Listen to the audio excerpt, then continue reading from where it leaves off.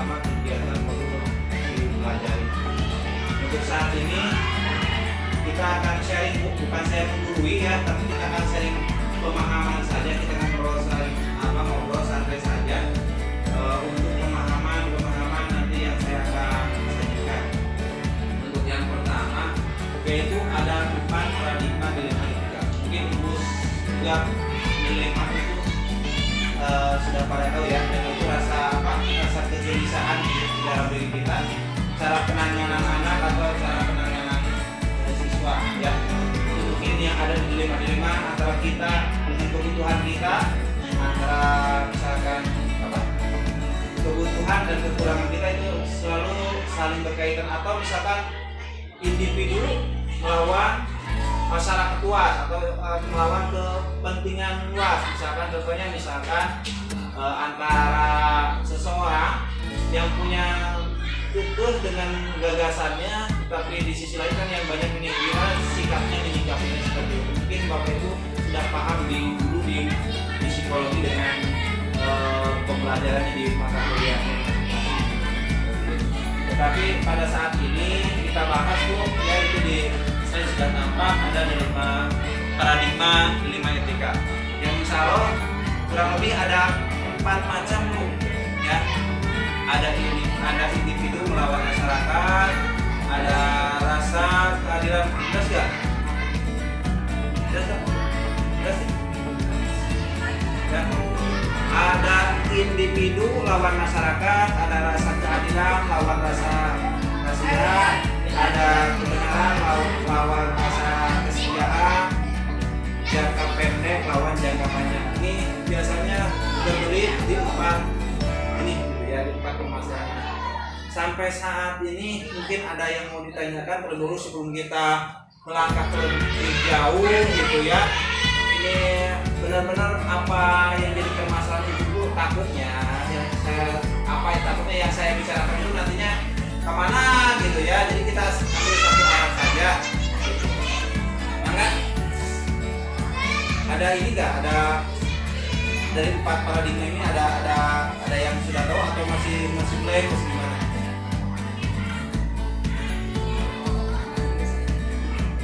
Mungkin Bu Lia dulu pernah belajar dilema etika di kampus atau di mana? Ada mempelajari tentang etika pembelajaran atau masalah etika dalam intervisi?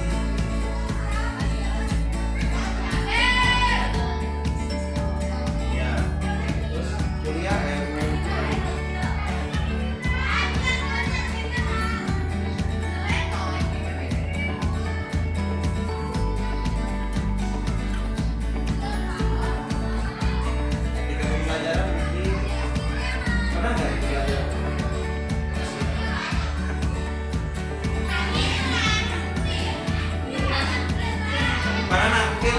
pemahaman tentang paradigma dilema etika ini, ada pemahaman mungkin sendiri dari mana? Kalau bagi saya, itu saya ambil dari yang nomor 1 Pak. Ya. Dari yang nomor 1 karena itu mencakup Ya. Antara pergaulan di masyarakat dan bisa juga mencakup di setiap instansi. Karena mungkin pemahamannya itu ke sana arahnya. Karena di dalam masyarakat dan di antara yang di instansi pun tidak akan jauh berbeda antara masyarakat dengan instansi. Mungkin itu yang perlu dijelaskan bahwa jadi yang pokoknya itu yang di materi individu dan individu lawan masyarakat ya. Begini, kalau kita melihat kajiannya individu melawan masyarakat ya, pada dasarnya dalam paradigma ini ada pertentangan antara individu yang berdiri sendiri melawan sebuah kelompok yang lebih besar, di mana individu itu juga menjadi bagiannya.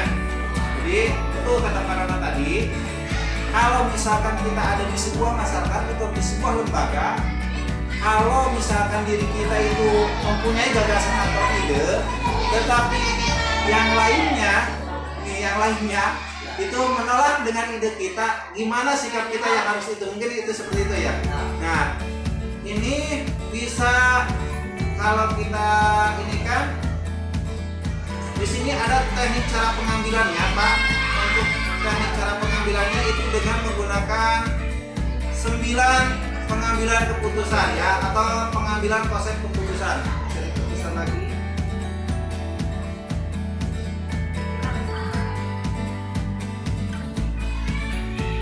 Nah, ini Pak, dengan proses seperti ini kita menguji antara individu itu sendiri melawan masyarakat itu sendiri. Kita diuji oleh diri kita sendiri.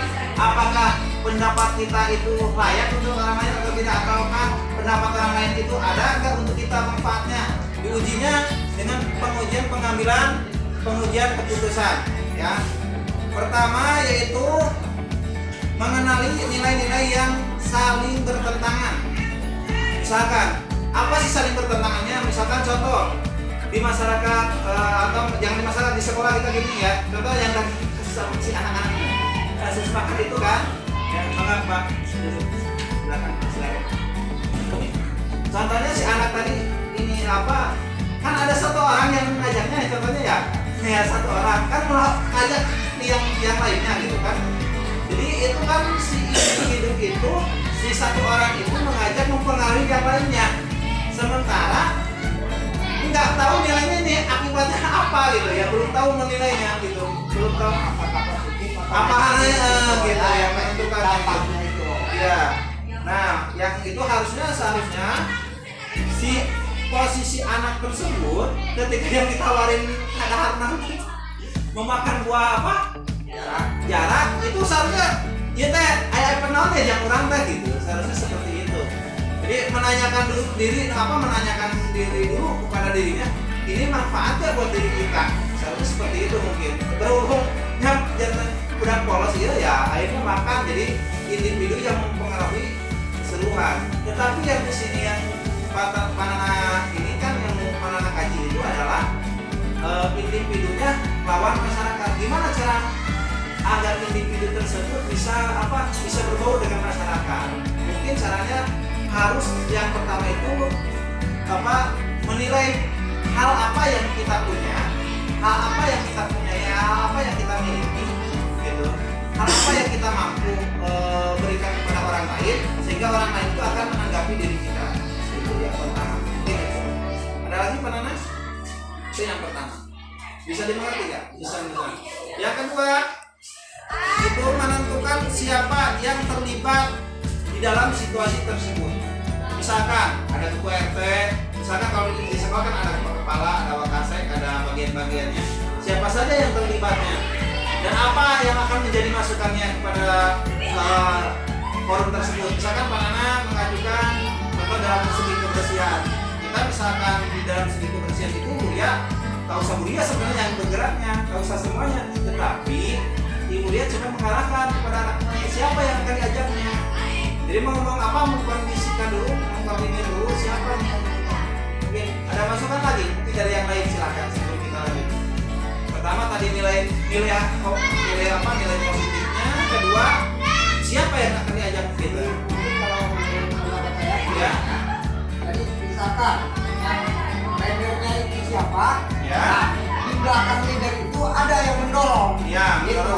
mendorong. Ya. Nah, jadi ada yang mendorong. Jadi ketika seorang leader itu memimpin, ya lagi memimpin gitu. Nah, terus yang lainnya, misalkan ada anak yang enggak lah, orang-orang lagi kerja gitu, anak-anak yang berkeliaran. Nah, dari situ ada lagi yang memberikan masukan. Ya. Misalkan mengarahkan, tuh lihat tuh teman kamu lagi ngapain, Ya. coba kamu ikut mau kemana. Nah, itu yang lebih bagus. Ya. Kalau menurut pendapat saya. Ya, bisa itu Pak. Itu pendapatnya sangat bagus sekali untuk itu jadi melibatkan orang lain ya. Iya. Marah. Ya. Terus kita tentukan lagi Pak, faktor apa ya? Faktor yang relevannya, yang sesuai dengan saat itu. Misalkan tadi dalam kebersihan, Ya. faktornya misalkan ada nggak alatnya misalkan, nah kita cek dulu. Kalau misalnya tidak ada, mungkin ya kita kan dulu apa mencari dulu kan ya. Nah, selain mendorong juga. Nah, kegiatan gotong royong ini sebenarnya misalkan bisa dilaksanakan dengan secara bersama dengan cara pengambilan keputusan yang relevan kan, untuk mengatasi dilema etika itu sendiri. Ya, untuk masalah kebersihan. Yang selanjutnya pengujian benar atau salah. Nah, ini diuji benar atau salahnya. Di mana letak salahnya? Kita nyuruh sama anak. Sementara misalkan kita sendiri tidak melakukan, atau misalnya kita melakukan, wajib melakukannya. Wajib mengasih contoh, coba ini bersihkan misalkan. Dengan memberikan tugas misalkan, ayo gini seperti ini nih. Nah, kita uji. Benarkah kita melakukan ini? Misalkan yang lainnya di tempat poin, ayo kita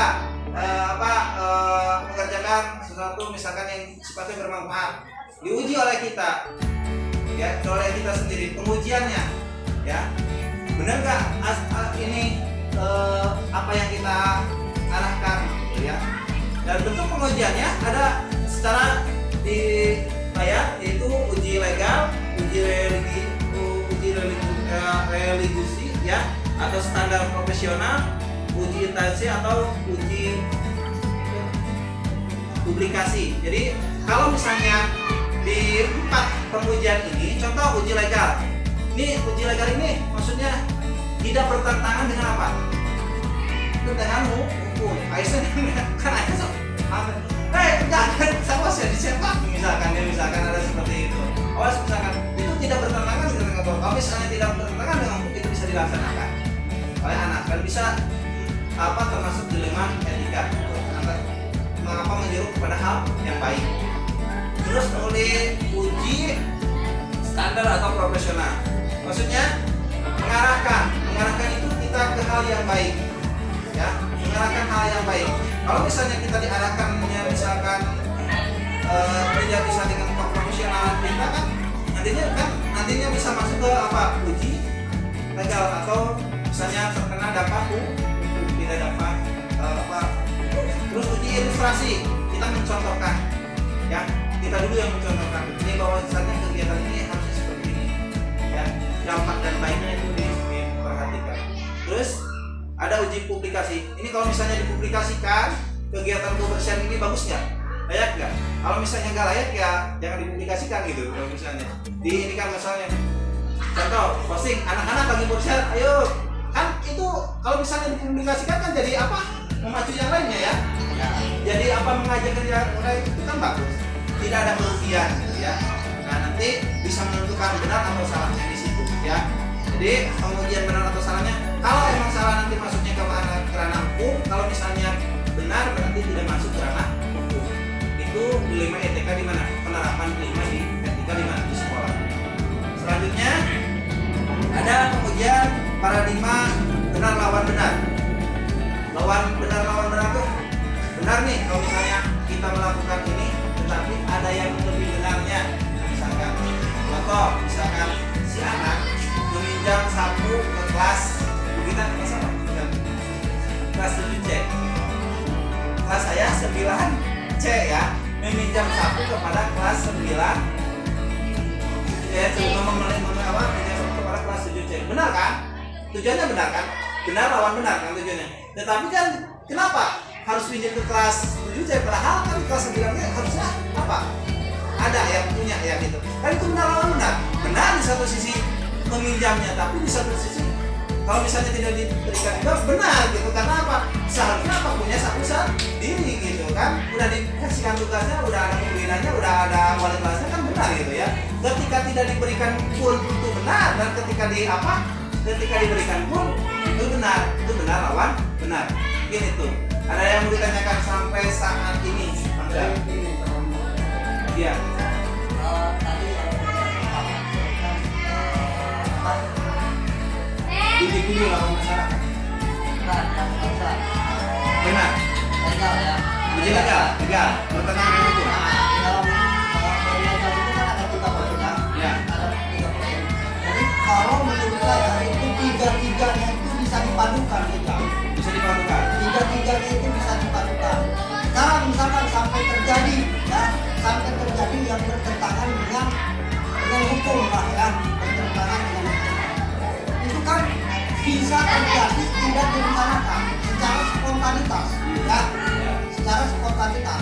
sekarang dalam jatuh vonis pun ya. Jadi undang-undang itu di situ ada tertera kan undang-undang darurat. Ya, misalnya ini, misalnya 338 dengan 340, kan? Yang di 338 itu yang direncanakan 338 itu dengan spontanitas dan 340 itu yang direncanakan. Nah di situ kan ada perbedaan, gitu kan? Nah, terus dalam misalkan dalam penindakan kita pun dalam menindak ke anak itu bisa terjadi secara spontanitas, ya, bisa terjadi secara spontanitas. Jadi tidak direncanakan gitu, tidak direncanakan. Misalkan kita lagi mengerjakan bersih ya, gitu, kebersihan. Dan yang lain pada kerja, ya, yang lain pada kerja, dia malah asik nongkrong sambil ngobrol. Otomatis kita itu dengan spontanitas. Kamu orang kerja, kamu malah nonton, itu kan secara spontanitas. Nah terus sekarang yang ditinggalkan misalkan ambil gambar, ya, ambil gambar. Itu ambil gambar memang bagus, ya. Misalkan nanti bisa dilihat oleh orang banyak, kan. Tetapi kalau menurut saya cukuplah sebatas gambar saja. Jangan misalkan pakai teks dan lain-lain yang bisa istilahnya menyinggung perasaan orang lain. Itu kalau menurut saya. Dan tiga-tiganya itu memang bisa untuk dipadukan. Ada lagi dari yang lain? Ya, makasih pendapatnya. Pak Ibrahim mungkin ada pendapat mengenai uji legal ini? Fokus ya. Ya Bu Ria, gimana mengenai uji legal ini sebelum kita nih baru pembenarannya? Sudah melawan benar. Ada lagi mau dilanjutkan? Kita cukup. Oke, Bu Haji mungkin. Ya oke, selanjutnya melakukan resolusi prinsip dasar berbasis hasil akhir, ya, atau berbasis peraturan dan berbasis rasa peduli. Dan ini di poin-poin yang Panana tadi tentukan. Kita rasa pedulinya gimana? Ini benar kata Panana tadi. Kalau misalnya kita tujuannya baik, tujuannya positif, di sini kita padukannya dimalukan prinsip-prinsip apa yang kita prinsip mana yang kita kalau misalkan memikirkan rasa prinsip rasa peduli, ketika Panana bertindak tegas pun ya nanti akan timbulnya efeknya menjadi apa? Ya. Selanjutnya integritas optimal, ya. Nah, sama dengan tadi buat keputusan. Nah, ini buat keputusannya dilihat dari keputusan rasa pedulinya Panana. Dari 3 prinsip tersebut mana yang Panana inginkan. Mungkin itu saja untuk sekarang. Cuma pembahasannya memberikan itu dulu, ya. Terima kasih. Assalamualaikum warahmatullahi wabarakatuh.